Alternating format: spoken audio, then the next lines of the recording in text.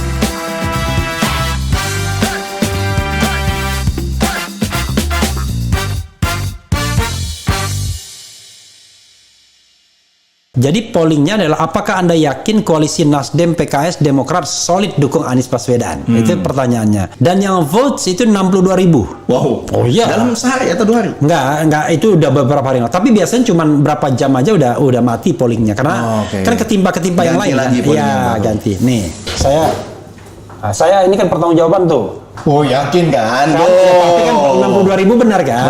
82% tuh kan? Ya, yakin 82%, tidak yakin 12%, ragu-ragu 6%. That's okay, good ya kan? Berarti mayoritas yakin bahwa akan solid. Cuma ada survei lain yang sebelumnya saya launching ya, saya keluarkan. Ini, tapi memang yang ini lebih sedikit ya. Andai AHY tidak dipasangkan dengan Anies di koalisi perubahan, sekaligus Anda nanti silakan klarifikasi.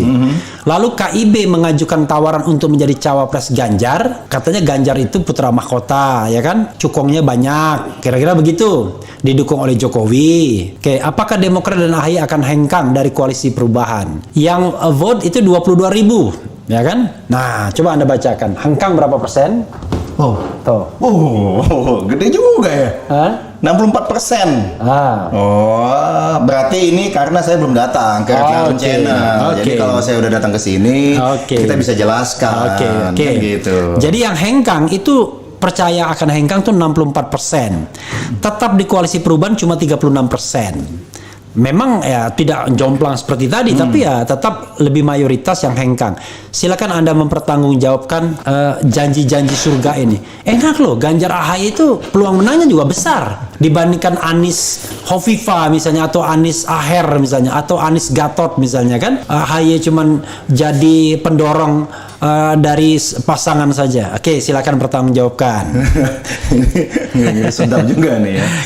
Kalau kami saat ini sesuai dengan disampaikan oleh Ketua Umum Partai Demokrat Mas AHY, kita fokus dan tetap solid ini dengan teman-teman Nasdem, dengan teman-teman PKS gitu. Bertiga mengusung koalisi perubahan dan kami saat ini memang masuk dalam konteks mendiskusikan mengenai kriteria. Jadi fokusnya di kriteria dulu gitu. Nah, kriteria apa? Kriteria capres dan cawapres. Dan ingat kriteria pertama ini kita. Jadi capres pun masih ada kriterianya. Iya dong, harus ada kriteria. Nah, jadi belum final dong Anies. Dan Mas Anies ini memenuhi kriteria itu. Oh, jadi final sudah. Final atau enggak? Ya kalau saya bilang final, saya mendahului Majelis Tinggi Partai. Oke, good ya. Iya kan. Jadi one thing for sure bahwa Demokrat belum memutuskan siapa menjadi calon presiden karena belum ada keputusan dari Majelis Tinggi Partai. Ya.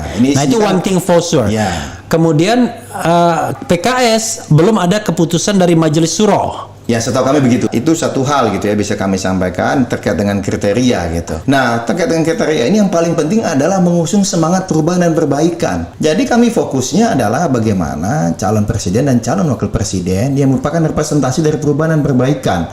Ya, kalau kami mendadak tadi bicara mengenai Pak Erlangga, atau bicara dengan Mas Ganjar. Nah, apakah itu adalah perubahan dan perbaikan kan gitu. Nah, tetapi lagi pula kami tidak ingin berandai-andai. Saat ini tipikal kami, tipikal Mas AHY dan teman-teman Demokrat adalah bagaimana kita fokus dengan apa yang sedang kita jalani. Proses saat ini dengan teman-teman Nasdem dan PKS. Kita sedang membahas secara detail.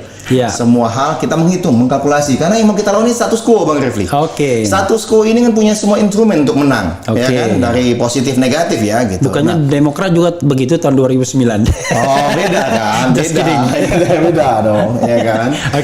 Terus sehingga kami ya mesti benar-benar mengkalkulasi secara mendalam dan secara komprehensif, karena beda sedikit penghitungan bisa kalah kita kan gitu. Sedangkan kita inginnya menang agar perubahan dan perbaikan itu benar-benar bisa kita wujudkan. Nah, ini yang menjadi concern utama kami gitu. Nah, jadi kalau tadi bicara mengenai akan hengkang atau enggak. Saat ini kami fokus dengan teman-teman Nasdem dan PKS dan tidak ada satu hal pun yang saat ini membuat retak atau misalnya akan pergi, enggak ada. Artinya yang kami solid di situ. Yang potensial pergi itu PKS ya artinya. Kalau ke partai lain kami tidak bisa bicara. Nanti bukan jubirnya partai lain. Nanti kita akan klarifikasi dengan Ahmad Saiku ya. Sampai dengan saat ini intinya Demokrat, Mas AHY sebagai ketua umum yang juga penanggung jawab urusan koalisi yang akan dipertanggungjawabkan nanti kepada majelis tinggi partai, itu fokus dengan rencana koalisi perubahan ini yang kita tahu sudah bertiga. Dan mungkin kalau ada teman-teman partai lain mau gabung, ayo monggo. Jadi kalau tadi menjadi dua ini ya, dua poros ya, bisa jadi salah satunya porosnya adalah koalisi perubahan, karena bagaimanapun koalisi perubahan di mana-mana pasti akan melawan status quo, dan kami adalah perubahan. Tapi bro, kalau cuman head to head itu apakah yakin ya? Karena saya pribadi agak khawatirkan mengenai netralitas ya. Karena kalau head to head itu mudah sekali itu, kira-kira ya mereka yasanya kira-kira gitulah ya. Kalau kami melihatnya juga memang makin banyak koalisi makin bagus. Kenapa? Berarti ini benar-benar bisa memberikan ruang yang luas bagi para putra-putri terbaik bangsa. Jadi misalnya Pak Prabowo katakanlah mau berduet dengan siapa? Pak Muhaimin kah, atau misalnya Afifah, silakan aja gitu. Kemudian katakanlah dari PDIP nggak tahu Mas Ganjar, nggak tahu Mbak Puan gitu kan. Kemudian katakanlah Golkar nih, KIB nih siapa nih? Apakah Pak Erlangga misalnya, ya kan, dengan Erick Thohir, Bang Zul gitu, atau siapa ini nama-nama yang muncul? Ridwan Kamil misalnya, silakan. Nah, kami Anies dan AHY misalnya, ya kan, ini kan dari versi kami kan gitu, ya kan. Anies sama AHY nggak boleh? Ya boleh aja. Kan kalau teman-teman PKS bilang Anies HR silakan. Namanya kok kami kan saling mendukung, ya kan. Ada calon bagus kita munculkan. Nanti tinggal kita tes nanti mana yang terbaik. Nah, sehingga bahkan kalau ada 4 koalisi ini atau katakanlah menjadi 3, ini baik gitu loh untuk republik, untuk demokrasi. Jadi rakyat kita ini bisa punya banyak pilihan, mana yang the best. Yang menjadi khawatir kalau kita hanya memilih yang tersisa. Nah, dipaksakan memilih yang tersisa, ya mau gimana lagi, nggak ada calon terbaik. Apalagi yang tersisanya itu Prabowo sama Erlangga doang yang tadi kan. Itu Bang Refli yang bilang, bukan saya. Jadi kita mendapatkan. Saya lupa loh ini YouTube ya, ternyata ini. Ini YouTube ya. Ada videonya ya, ada videonya. Dan jadi satu ya, tidak akan pergi ke tempat lain. Tidak akan ke lain hati. Itu one thing for sure. Saat ini kami fokus dengan koalisi perubahan. Kalau begitu berarti tinggal bergantung pada PKS, ya kan? Ya kan, nanti PKS kita tanya juga. Sehingga jalan-jalannya Anies itu ada gunanya. Kalau enggak ada gunanya kan? Dia merasa, kata anak Maimun Zubair kemarin, wah selamat datang Pak Presiden kan, begitu kan? Dikasih macam-macam itu untuk zikir dan lain sebagainya. Enggak ada gunanya juga kan? Nah, tapi itu menarik loh yang kemarin Al-Habsyi itu ya. Katanya satu-satunya tokoh yang pernah dikasih kesempatan bicara di pengajiannya Al-Habsyi kemarin itu. Habib Ali Al-Habsyi.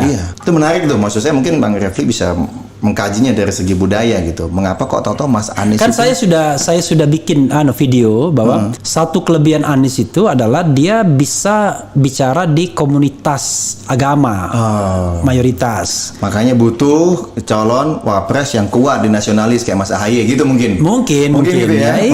Iya aja kita, apa susahnya, iya kan? Ya kan? Nah, jadi keren. Anies pidato di acara Haul Habib Ali di Solo ya. Ini kelebihan Anies dalam komunitas keagamaan.